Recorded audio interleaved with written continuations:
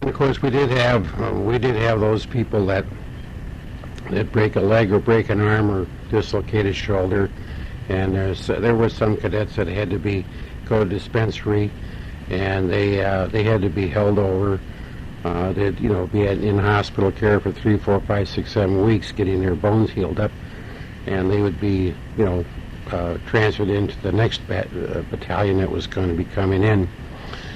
So they were very humane about it and very understanding. But the point was that you couldn't trick them or play any games with them, and so we were very, very proud that when it came our turn, to pass and review as a graduating class, and we were the upperclassmen, and we have achieved so much. We had set some records, and we were very proud of our squad, of our platoon, of our company, and no matter what happened from now on, it was going to be good, and we felt a great feeling of accomplishment, that we'd done a great deal for ourselves as far as self-confidence and all that was concerned. And it was quite stirring, the big Navy band playing for us, and the flag was waving, and the birds were singing, and the mothers and dads and girlfriends were waving, and we passed in review, and we ended up, and the Admiral gave us a very congratulatory message, and along with the Chief of the Staff, the Navy Four-Striper Captain, and he was happy to see where so many of us had proved him wrong, and he wished us well as shipmates, the first time we'd ever been referred to as shipmates, and that he thought we're all going to make splendid officers, and whereas you wouldn't have the thrill of being a sea officer, the old guy was a sea dog through and through, and the airplanes were kind of funny things. But he wished us Godspeed on our training, and very inspirational talk he gave us, and we clapped very hard for him, took off our hats and clapped for him, and then we were called into this. We went back to our rooms and changed into our khakis, and stood out on parade again for a review of our new assignments. And so we could march. Now, we didn't have to run. We could march like gentlemen over to the area where the bulletin board was, and then we were broken up, and then we all crowded around to see what station we had drawn for primary training. And some were going to go to Norman, Oklahoma, and I can't remember some of the other places. I was assigned to Naval Air Station, Ottumwa, Iowa, and I was just thrilled that we got through this, and then the orders were typed up, and we'd go up to the desk and give them our name, and they would give us our big envelope, big 10 envelope, and in there was your orders. And to proceed directly to NAS Ottumwa, Iowa, who to report to, and the time you had to be there. Train was in the city for Ottumwa at a certain time, and so we of course been. And while I was up to the desk, they had received a phone call in that my grandfather, Murfire, had died, and so I took the train, and all of us were assigned a few days' leave, so it worked out real well, and we jumped on the train, went back up to Minneapolis, and Raleigh had come in from his station, and so we attended Murphy's funeral. He had died in his sleep. He was a great old guy. He looked just like Santa Claus, and I can still feel his mustache whiskers when I used to kiss him. He'd pick me up, and just a great old guy. And so we spent a few days at home, and was looking up some of the buddies around there and see if anybody was left. And Donnie was going from my good buddy Donnie Freeman was going from one school to another, and he kept on doing that all during the war, and in the engineering end of it. So after a few days, then we went down to Washington Avenue, with a big railroad station down there, which has now become quite a they've revamped it and made it up as a historical site. So there was about 50 or 60 of us cadets that were headed back for various points. Some were going to Norman, Oklahoma, and we were going to Ottumwa, Iowa, as I had mentioned. And some were going into North Carolina. Some were going out to various spots for their primary. So the mothers were all dabbing their eyes with the handkerchiefs, and the fathers were putting up a good, brave front. And some of the guys had their girlfriends there, so we said goodbye to everybody and boarded the train and went down to Ottumwa, Iowa. And we arrived in there, and the same old deal again. All the Navy chiefs and shore patrols are out. So they hollered for us to fall in and take roll call, make sure everyone was there. We boarded some buses and headed out to the Naval Air Station. And while we're getting in the buses, all these little mothers were around with cookies and milk and coffee, and the little girls were around there were giggling and taking pictures, and it felt like kind of like a half-baked celebrity. And so we all jumped on the buses, and we figured, God, this seems like a real friendly town. So we jumped down and went out, started our trip out there, and of course we're gabbing back and forth, and what it's going to be like, and what do you think it's going to happen. And we, about halfway out there, we started noticing these airplanes, and these yellow Perils. These are biplanes. And that's what we're going to be flying. And boy, oh boy, look at those things. And they sure did look great. So the closer we got, the more excited we got. And they pulled the bus in, and we get out, and there's another roll call. We fall in for another roll call, and now we got there's a couple of 3 officers standing there, but we noticed something brand new. These Navy officers weren't in blues, these were in the aviation greens, and these guys had wings. And that was really something that was really impressive to us, because this was our first contact actually with flying officers.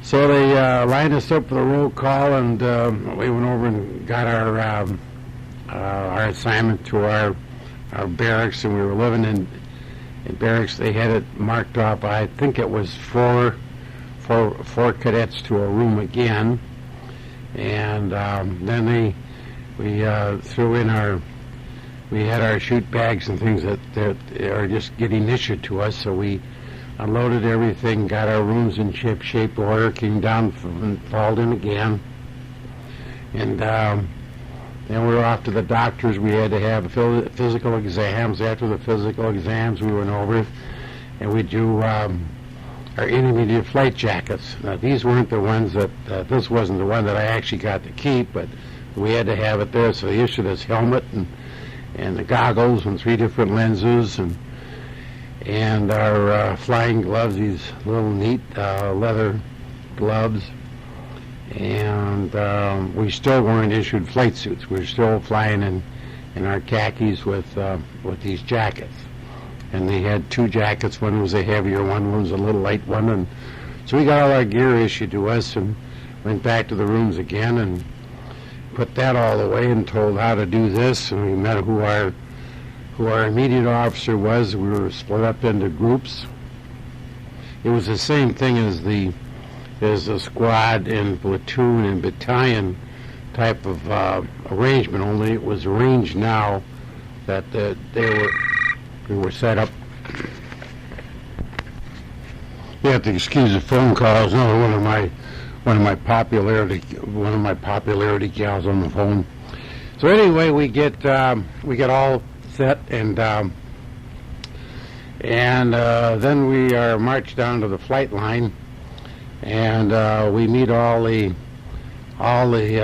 instructors, and we're broken up into like Flight A, Flight B, Flight C, and showing where the ready rooms were.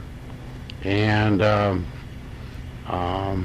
we had lockers where we would keep our gear in, and we were all assigned, each one was assigned a locker, and we were shown where our chutes were, and they all would hang on the walls, and we got all squared away as to the procedures and what you have to do and when you're supposed to be there and what your schedule was. And then we met our flight instructor, and he was a great guy, and he had been he had been overseas already. He had already put in about 4 or 5 months on a cruise, and so he was telling us about his experiences and making us feel at home. And they had sort of a real casual big area in the ready room there where the smoking lamp was lit, and you could get a Coke and a cigarette, and then he'd be very informal and go over trying to indoctrinate you into what the procedures were going to be here and how it was going to work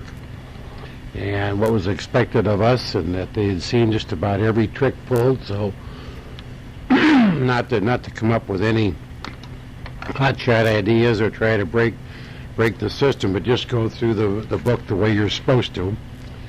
And let's see, we had after that, then we went back and started off the next morning about 6 o'clock after chow, and then we started in with ground school. And the setup here at primary was that they have a half a day of ground school and a half a day of flying. There was some funny parts here. We went in one of the courses we were taking was identification, and this was a class where they had a projector and a screen, and the room was darkened, and we were supposed to be able to identify airplanes and ships. And so the enlisted man that's running the class is telling us how the rules work in there and what we're supposed to do, and that when you see this picture, just write it down what you think it is, and then you'd have a test at the end, or would test and grade your paper at the end. So he turns off the lights, darkens the room up, and gets over this projector, and bang! And I looked at the guy next to me and he said, "You see that?" And he said, "See what?" And I said, "There was a flash there." So then the enlisted man says, "Okay, mark down. What was that? What kind of an airplane was that?" Holy cow. What they had done, they had hooked up a shutter, a camera shutter, to this projector. And that thing wasn't on there, for a second. And he said, "All right, you guys are all new in here." He says, I'll give you cadets one more chance at that."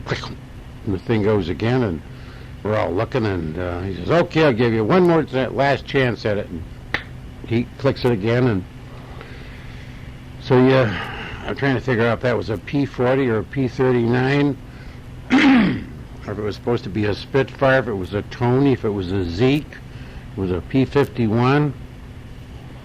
What in the world was the thing? And God almighty, if this is going to be how it is, how can anybody ever tell that? So he had slowed it up, so he told us that we were going to only have a second, and so this got our attention real fast, because we saw that this is going to be something different. So we finally learned how to identify these ships, and with ships we had a couple seconds more, and of course that made sense, because when you're in the air you will have at least a couple of seconds to identify a ship, but in an airplane this course became very, very important as we later found out that if you've got a 1 or a 2 or as much as a 3-second advantage in seeing the enemy before he sees you, you are at a tremendous advantage to be able to put yourself in a position to your advantage.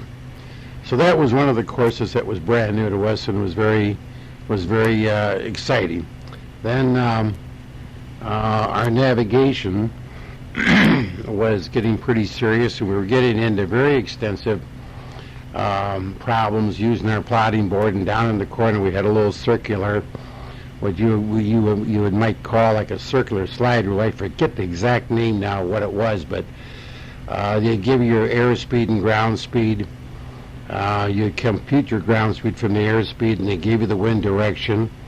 And you'd have so much fuel, and you were flying so fast, and your consumption was so much an hour. You would compute this, and the problems were fairly simple to start with, and they became more and more difficult up to where we had you take off from a carrier on this particular program, and the carrier would go in a certain direction for a certain period of time, then it would change course, and you would go out for a certain period of time, and then you would change course. And what we called it's what was called a square search. You made four turns out there just based on your time and the wind.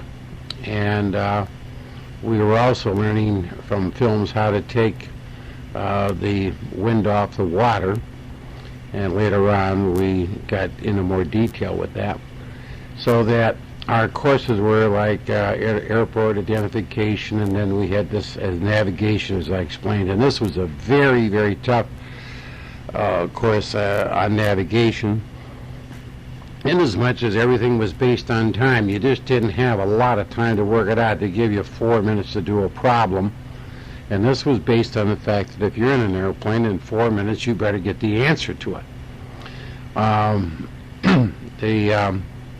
There was nothing, we didn't have anywhere near the instrumentation or the sophistication, of course, they have today.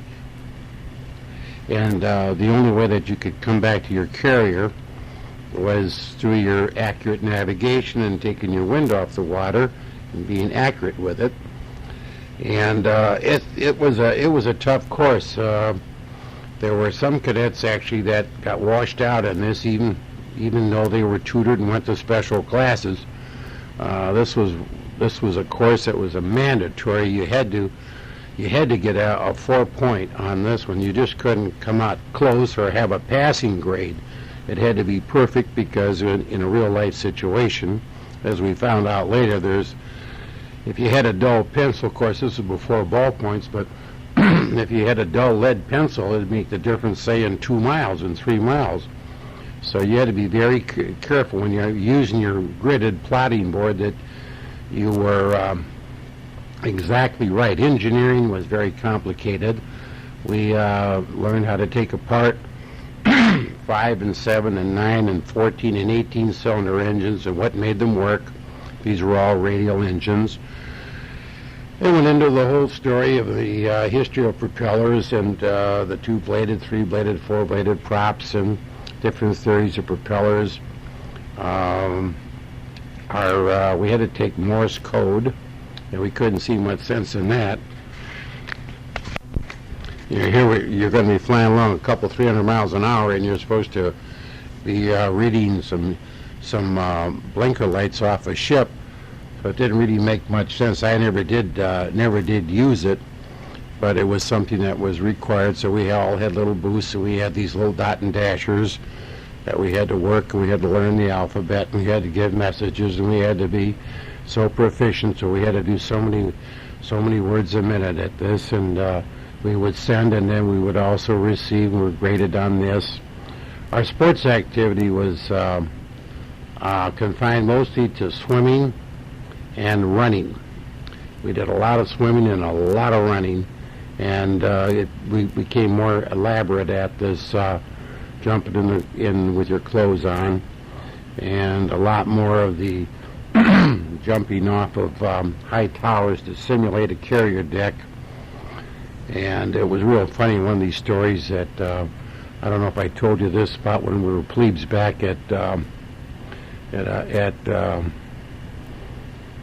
Iowa City, but we would have our shoes on, our khakis, and we were to jump off with a Mae West on. And the theory was that what you were supposed to do was cross your legs and point your toes down. You know, the minute you jump off, cross your legs, point your toes down, and when you hit the water, you grab your two little CO2 bottles on either side in the front of you. And your Mae West, of course, fastened around your waist and underneath your crotch and fastened down so that you wouldn't lose it.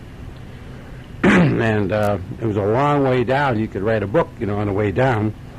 And there was one kid someplace in Oklahoma, hadn't been around water too much, and he jumped off and he forgot to cross his legs, and he didn't point his toes, and so he blew himself right out of the shoes when he hit, and his family jewels about came up into his neck. So here's another one of my girlfriends. I'm going to have to get a secretary. So anyway, they use this dumb cadet as an example of he had to go to the infirmary for about a half a day, and they would give him some pills, take away all the sting, and he's walking bow-legged for a couple of days. But they used him as a prime example of what not to do when you're diving off a tower, which I say was to simulate the height of a carrier deck. It wasn't as high as an actual carrier deck, but you got the point across of how you're supposed to go in the water. So ground school was very intensive. We had lost a lot of the plebe thing that we had up at Iowa City, where you'd go someplace or somebody would open a door into your room, you'd have to stand attention, and they'd say, "What's your name, cadet?" And you had to repeat, you know, rocks and shoals, and you had to go through all the requests that they made. In the primary, we were in different colored flights, like red, white, and blue, and green flights, and that designated where you stood in the class. And if you were just coming in, or if you were halfway through, or so forth on up, or if you were upper class and you were, you know, getting ready to graduate out of primary. So the big thing is, next morning we all go down and the instructors go over, and they got this N2S 3s and 4s are what we're flying. These are Stearmans. They're biplanes. They're yellow. Two cockpits, open cockpits. We sit in the front and the instructor in the back. And the reason for that is when sitting up in front, you got the wing right above you, so your visibility isn't as good as it is in the back. And plus the fact he can watch you pretty good. And they have a couple of 100 horsepower. They were Continental engines, two-bladed prop. And they were spick and span. They were just immaculate. And this is our first chance now at getting to see, you know, the mechanics, the enlisted men there, the plane handlers, and we could see that this is going to be, they were themselves a very integral part of our whole program. And these are the guys that cleaned the planes and repaired the engines and kept the thing in top-notch shape.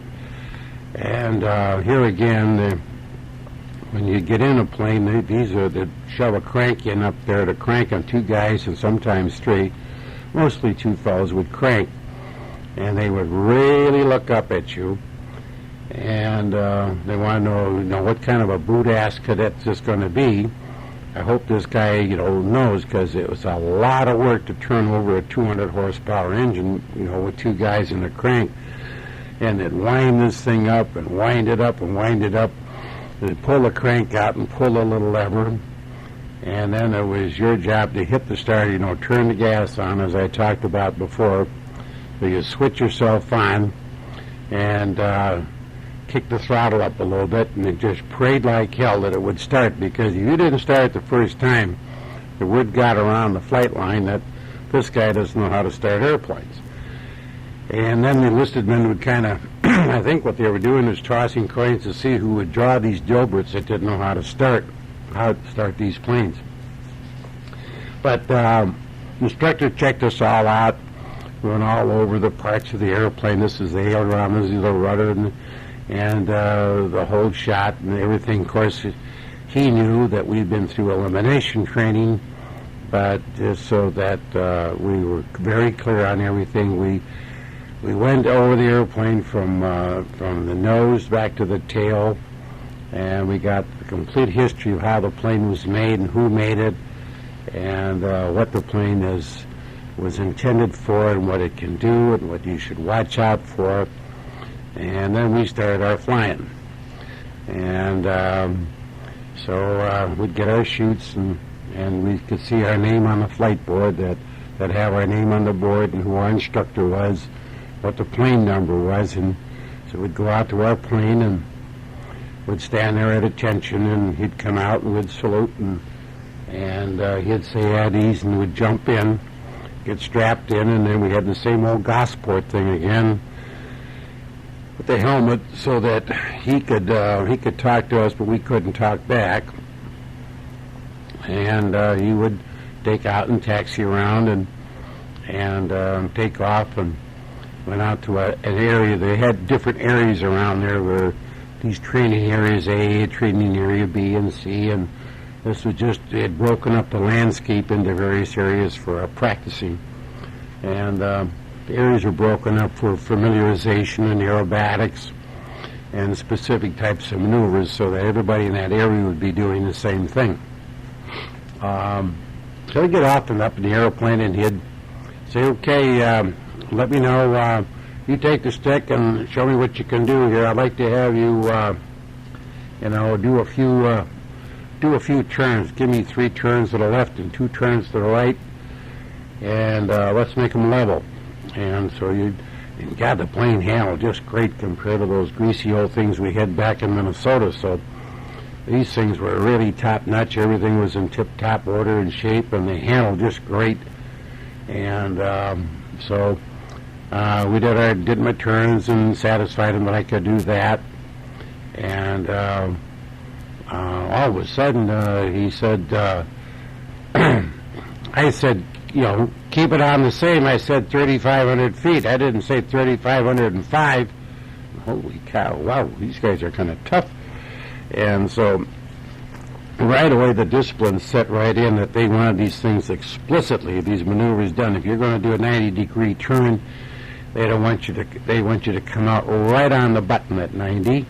And they want you to fly at 3,500 feet when you're coming up. When you're climbing up, you want to be about 3,585 feet. You want to level off so that she climbs right up to 3,500 and no higher. So there's a lot of discipline about taking off at exactly the same speed. We'd take them into the air at about 70 knots, and you'd climb at about 75 or 80 knots. And whatever the speed was, you didn't want it varied 1 or 2 or 3 or 4 or 5 knots. He wanted it right on the button. So we got, you got indelibly impressed immediately that there was no sloppiness around here, and that there was a demerit system, and the demerit system went into action the minute that you did something that you weren't supposed to do, and if you didn't do it right, the grading system was pretty tough. So that this was all good, because we're all full of ginger and snap, and we want to do all these tricks and get out and play around.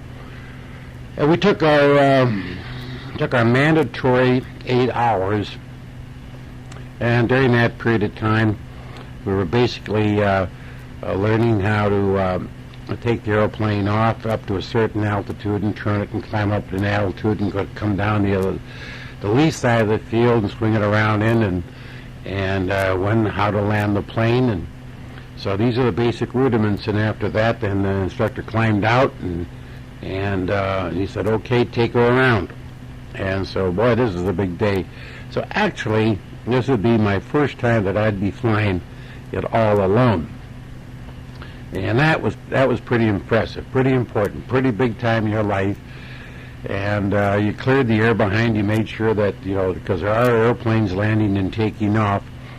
We're not on a strip. We got we got many acres of a big, round, bituminous circle. And the tower is a huge tower with many people up there watching, because there's something like 100 to 150 planes that are landing and taking off. And the reason for the circle is so that we can land a lot of airplanes at one time and take off a lot of airplanes at one time.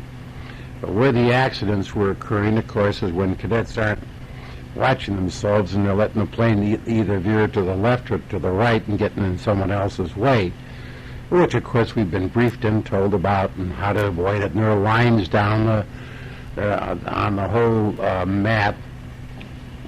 And so this big round mat is full of grid lines, and you have no excuse for, not going straight. And so